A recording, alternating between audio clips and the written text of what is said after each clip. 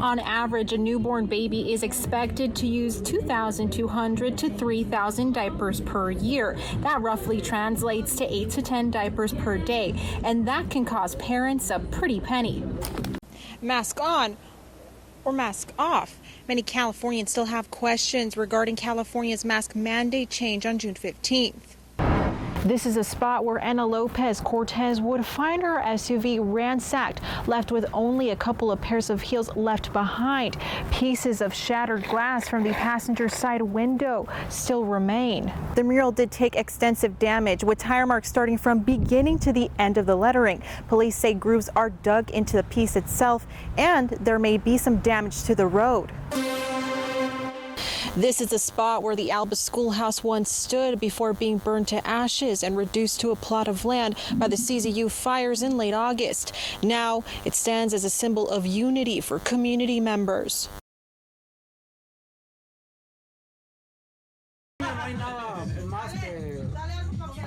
She loved butterflies and lottery tickets. She was a mother of 3 children, 7 grandkids, and 2 great-grandchildren. But the thing Marisela Hernandez is most remembered for is her loving and giving heart.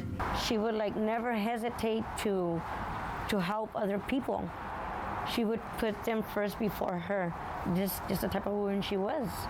Very giving with a big heart, always with an extended hand, always. Sadly, Hernandez passed away from a heart attack in April last year, but her children wanted to make sure her legacy of charity lived on, so they created the Madrecita Foundation in October to honor their mother's memory and to give back to the less fortunate, like she did. We do as much as we can. You know, we're doing little by little, but I think we're getting there. I think we're getting the message out there, and just helping, it's a good feeling. Last year, the foundation put together a Thanksgiving dinner for the homeless and a Christmas one for less fortunate children. They also volunteer their time at senior homes. One woman and her son came across the Madrecita Foundation through word of mouth after being kicked out of their home and forced to live in their car. I've been blessed with Madrecita Foundation because I didn't know where to go, where to turn to. I was so depressed. I was like, what is going to happen now?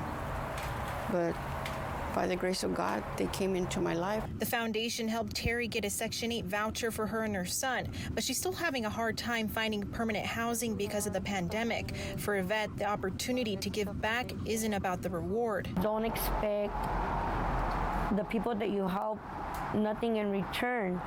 She would always tell us that you get down the road with God's blessings. You bless somebody, you're going to get blessed double. For more information on where you can donate, or if you're in need of some assistance yourself, just click on the story article on KION546.com. In Greenfield, Stephanie Aceves, KION News Channel 546. Charred logs and blackened trees surround the plot of land where the Alba schoolhouse once stood, a haunting reminder of the fiery destruction of the CZU fire. Came down to this area and impacted so many of our neighbors lost everything, and the schoolhouse and the properties nearby here too also were lost.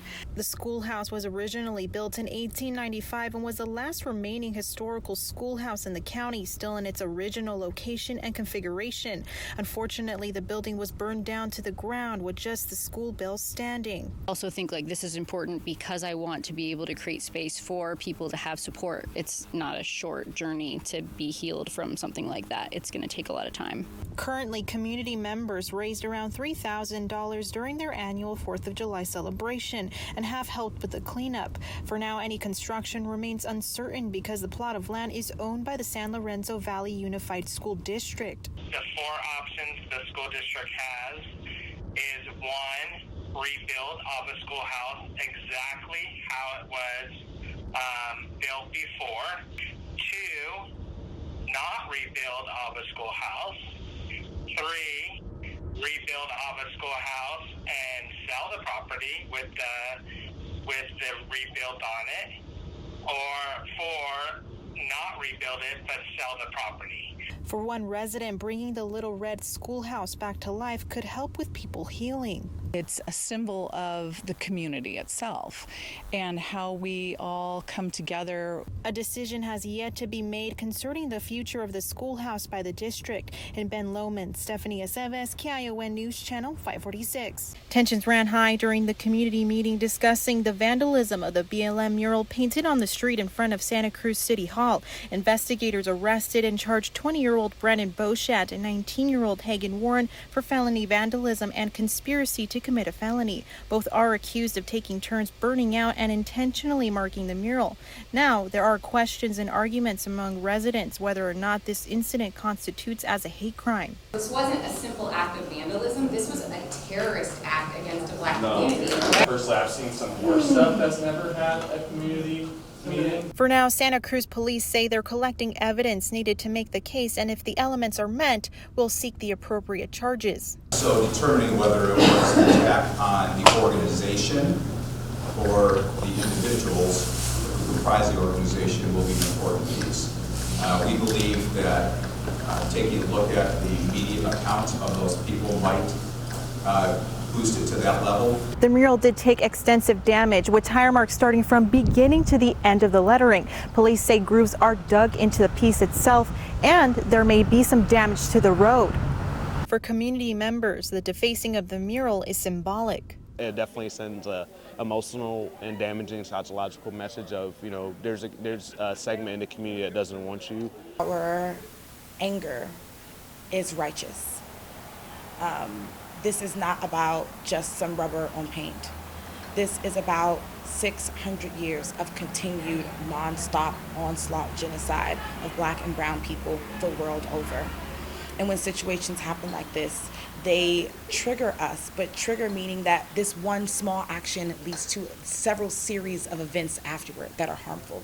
For now, the two individuals are not being charged with the hate crime, and Santa Cruz police say they are still looking for more individuals involved with the vandalism. In Santa Cruz, Stephanie Aceves, KION News Channel 546. Planned for Saturday and later went to a family gathering. She tells me she parked her SUV around their apartment complex at 9 p.m. and decided to leave the merchandise inside. The next morning, she wished she hadn't done that. I arrived and saw my car. Everything was missing. I had nothing left, and it was very tragic. Since high school, she says she's always wanted to own her own business and quit her full-time job as a caregiver to pursue her entrepreneurial ambitions. Once I started working full-time and was studying, I saved up some money and was able to afford to buy some items to sell and start this boutique. And it's devastating to just see it all gone now. All of her inventory wiped out in one night. She believes in total she lost close to $5,000 to $7,000 in merchandise. Police were able to arrest one person, but the location of her merchandise remains a mystery. There are no other leads. Without any information from, and serial numbers, then that sometimes makes it a little difficult. For Cortez, building her own business means much more than just making money, but the opportunity to be a role model for young Latinas to be financially independent. Sometimes it's a great opportunity to show our younger generations that it doesn't matter what race you are, you can always pursue what you want. Cortez plans on having a yard sale, even selling her personal items this Wednesday at the Rodeo to make up for lost revenue.